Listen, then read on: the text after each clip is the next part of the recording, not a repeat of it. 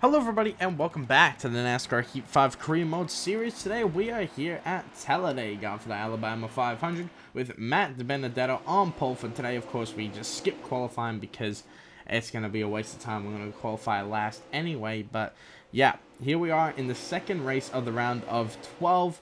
We currently have a 75-point lead on the cut line, so we are looking very nice. And we come today into Talladega looking to sweep all the super speedway races. We'll see if we can do that today. But Austin Dillon is cold today.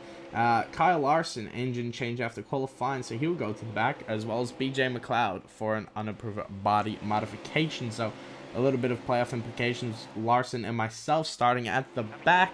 Of course, Larson right there on that bubble cut line. But as we go racing here, the green flag goes out. We're going to have to go from 38th all the way up to 1st. Well, this is a familiar position for us to be in here at, well, Talladega and, well, Daytona, all the super speed races. We start from the back, and we usually make our way to the front. It's just, can we hold on and win? We've been clinical so far in every race at the super speedways this season, winning all of them.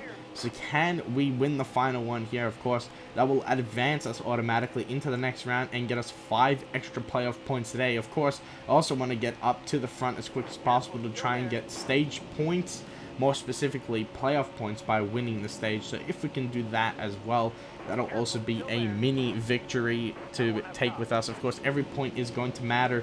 Of course, in these first couple rounds, it's not going to matter too much because we have so much of an advantage on the rest of the field with all our wins. But as we go deeper into the playoffs, we're going to need every point we can get on the rest of the field. Of course, we say that every time because, you know, in real life and in the game, you can sometimes just get cut off by 1 point. So hopefully that won't end up the case with us, and we can move through the field today and really gain more an advantage on that cut line and that playoff bubble. But as we go through the field, getting pushed by our teammate of Cole Custer here, taking it 4 wide with Cindric and Reddick here, and another car on the outside lane. I can't quite make it out who it is. But yeah, very, very busy in the pack right now, just trying to get as many positions as we can early on and find our way to the front. We do have a fast car here, and we do know how to find our way around the field, especially when we go and take them 5 wide here going into the tri-oval. And it is going to be a move that is risky, but it is working for us here. Now we go to the inside of Austin Dillon here. We have cracked the top 15 in just a couple of laps here. Now in lap 3, we are trying to break our way into the top 10. You see Joey Logano holding on to that spot there just ahead of us now. As we see Justin Allgaier here, we'll get past him, and that'll put us into 10th place. So such an amazing start already for us. It only took 2 full laps, and now on the 3rd lap for us to get into the top 10. And now we're in contention to win this stage. And we'll see if we can make that happen here as we look to the inside of Joey Logano here, looking to slide up in front of him, and we do just that. And now we get into 8th place to the inside of Ryan Newman, who announced that he will be retiring at the end of the season. Of course, not really going to matter too much. I didn't really do too much with the storylines because this is the last season of the career mode series. Well, for at least NASCAR Heat 5, we'll see what we do with the new NASCAR 21 Ignition. I looked at the game trailer. It looks pretty decent. I really hope that it is going to be good, though, because the Heat series has just been an absolute drainer. I played a lot of Heat 4, so that's why I didn't go crazy on Heat 5, because it's the same game. But I only really did this because I was able to mod in new paint schemes and driver names. And thankfully, I was inspired by other NASCAR YouTubers, such as Gary Owen, or now known as Goen on YouTube. So we kind of took a little bit of his idea there and made our own spin of it here. But looking to the inside of Daniel Suarez here, getting back on topic with the race. And we are now looking to try and take the lead from our teammate Chase Briscoe, who finds himself out in front and also found himself in the headlines here in the past couple days with that Indianapolis road course race where he spun Denny Hamlin after he got penalized for cutting the course. Well, I'm going to say Chase Briscoe, I would have done the same thing because, 1, fuck Denny Hamlin. He deserves that. And number 2, he kind of got pushed off the course by Hamlin, and then he gets penalized where it's not much he can do. So I'd be pissed off as well if the only way I could get into the playoffs was win and then have that taken away from me. So and then he was going to go on to win the race. Nah, I don't think so. I would have done the same chase, so I'm going to be honest with you. Anyway, we get past him in this race, and now we find ourselves out in front, and we are already on the final lap here in stage 1. I've shown the whole stage because I wanted to show everybody here how I was able to make my way through the field and now out in front, and now we're just trying to block the lanes and protect the lead that we have right now. Bowman, who got eliminated from the playoffs in the round of 16, is now attacking me from the inside lane. We got Daniel Suarez on the outside lane, who's going to need these stage points. He comes into this race below the cut line, so he is going to need every point he can get. And while he is up here in second, well, third, it's hard to tell because it keeps interchanging, but yeah, he's having a nice little run here as we're going to come across the line, successfully defending first place from Bowman and Suarez, getting us a nice 10 points on that cut line, and of course an extra playoff point that'll help us in the next round here. Other playoff drivers getting points: Kyle Busch, Joey Logano, Suarez, Briscoe. So they will enjoy having that little bit of extra leeway on the cut line. And of course, Suarez is going to get a little bit of progress getting out of that cut line. So everybody comes in to the pit road for 4 tires and fuel. And now we're going to go back racing here for stage number 2. So here we are getting the jump out in front of Bowman and already clear in first place. And now, of course, we just have to defend first place and just block the lanes. Sounds simple enough, but I've choked away many wins by defending and then making the wrong decision. Hopefully, we won't make that mistake today. We haven't made it so far this season. Of course, I won Daytona, the Daytona 500. I won Talladega earlier this season, and then I won Daytona yet again. So it'll be nice to get the Superspeedway sweep, I want to call it, because we'll win all 4 Superspeedway races, and well, if we win, of course, an extra 5 playoff points. That's what I really got my eyes on. I mean, right now we are plus 75 on the cut line. With the stage win there, we're plus 85, well, give or take a few, depending on where the others finish. But we lose the lead here to Daniel Suarez, who got a massive push here from Joey Logano, and then Chase Briscoe teammate comes and just slams us in the booty hole there. Basically made me pregnant, how hard he slammed me in the butt. But there we go. He's going to help us get by Joey Logano, and he's going to help us back to the inside of Daniel Suarez. So we are going to get the lead back here.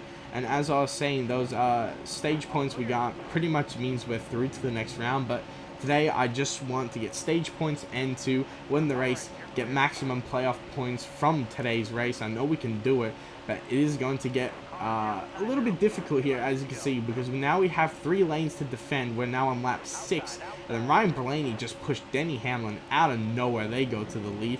So now Joey Logano is trying to help us out here, but his push was pretty weak.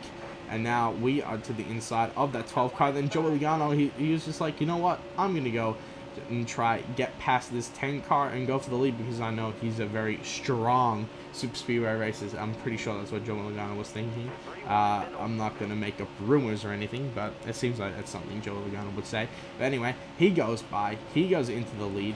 And now we find ourselves down in 3rd place because Corey LaJoie helped Joey Logano get past us. And now we're going to get some help here from Harrison Burton in the 26 car. Of course, a rookie this season. He's had a decent few runs this season, but really not enough to get him into the playoffs or really challenge for a win.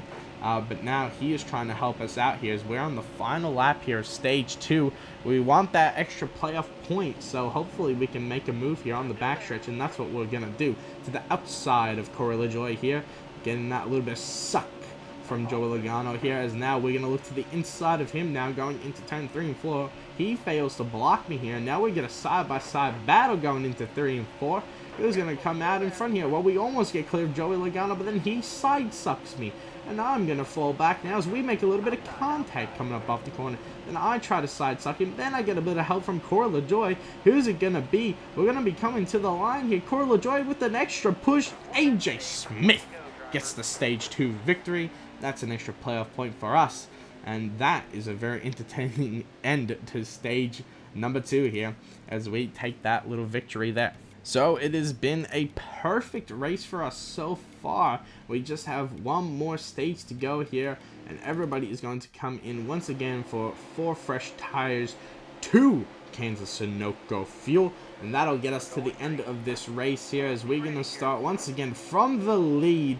Hopefully we can keep ourselves out in front here and protect the lead from everybody else here. We'll see how we go as stage 3 is underway here at Talladega. The Alabama 500 is coming to a close, and can we keep ourselves out in front? Well, we got our boy Corey LaJoie right behind us here. He is sharing a very similar paint scheme to us, and we also sort of have the same color scheme here, same sort of roof number with that orange number and black behind it, so that's pretty cool, I guess. Very aesthetically pleasing, I would say, here out in front to see us and Corey LaJoie here. And now we are just going to try and defend him here, as he's just kind of chilling behind us. He's relaxing a little bit there, Corey LaJoie, so we'll let him go there, as we got that Burger King Ford. He's got that Schluter Systems Chevrolet Camaro, and we are hopefully going to have no issues in defending him off here for 7 laps. We'll see if that works, but I'm not too sure. We'll find out. Oh, well, as you can see here, we've teleported forward with our magical editing powers, and we now have MTJ to the inside of Corey LaJoie.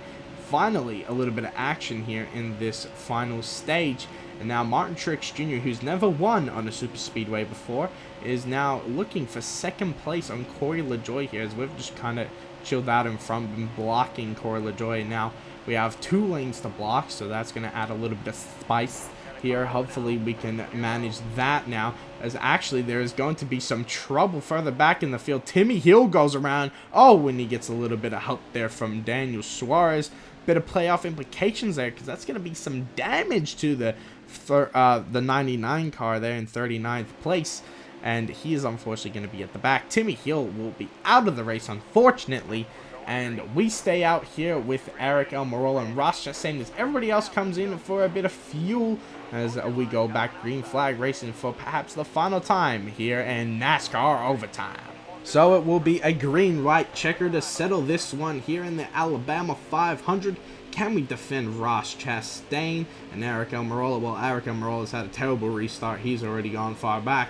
And now we have Ross Chastain right on our bumper. Of course, he wants to win a race because he is battling to stay in the top 30 right now. An absolute shocking season for that 42 car. They have been horrible. He and Bubba Wallace are both fighting to stay in the top 30. Those are 2 guys who I thought would be underdogs going into this season, and they're battling for 30th. It's a very sad sight to see. Now Ross Chastain just goes to the outside line. He's now going to not be a factor in this race. And now, speaking of Bubba Wallace, he is now in Almira. He is filling up Almira. And now Bubba Wallace is now in a position to look and try get his first win of this season, as we are now on the final lap here in Talladega. It has been absolutely perfect for us so far. Now we just got to defend for 1 more lap. Can Bubba Wallace get to victory lane since Las Vegas last year in the playoffs where he won? He wasn't a playoff driver, unfortunately, so it didn't really matter too much. But he got his first career win, and 23-11's first win. And now they're looking for their 2nd today. Of course, they've had a shocking season so far, but right now it looks like nothing inspiring is happening right now for him. But as you can see, to the outside of him, we got Kyle Busch and Justin Allgaier trying to make something happen here as we come out of turn 4 here. Going now down into the triangle. Justin Allgaier is getting a huge run on the outside lane. I go up to block it, but his run just died. And then Ricky Stenhouse Jr. is going to come out of nowhere, pushing the 23 of Bubba Wallace right by us. And we just lost this race. Oh, dear. That was one of the biggest throws you'll ever see. That right there was something you'd see from Matty D last year in 2020. Hopefully I didn't remind too many of you about that. Hopefully you all forgot about it, but then again, I just reminded you, so that's a bit unlucky. But yeah, that's kind of what just happened, though, if you think about it. We got up the block. We didn't have to, and then we just gifted the win to the car on the inside. Instead of Bracken Ledowski, it was Bubba Wallace this time, and he goes and wins here. And we just gifted away a free win, and those 5 playoff points I was talking about getting, we have now lost them. As you can see, though, at the end of the results there, Timmy Hill, the only DNFers. Now we look at the playoff standings. As you can see, we can wipe our tears away. We are 109 points above the cut line, but of course we don't get those playoff points we really wanted. Right now below the cut line, Larson, Byron, Suarez, and Cindric all looking like they might have to win going into the Charlotte Road course here, as the rest of the field is looking pretty safe, but of course a DNF could change everything. As there you see the summary, 4th place, 980k, 253k fans gained. Very nice result there, despite giving away the win. We won't talk about it too much, but that will do it for today's episode. I really hope you all enjoyed, and I'll see you all in the next race to end the round of 12.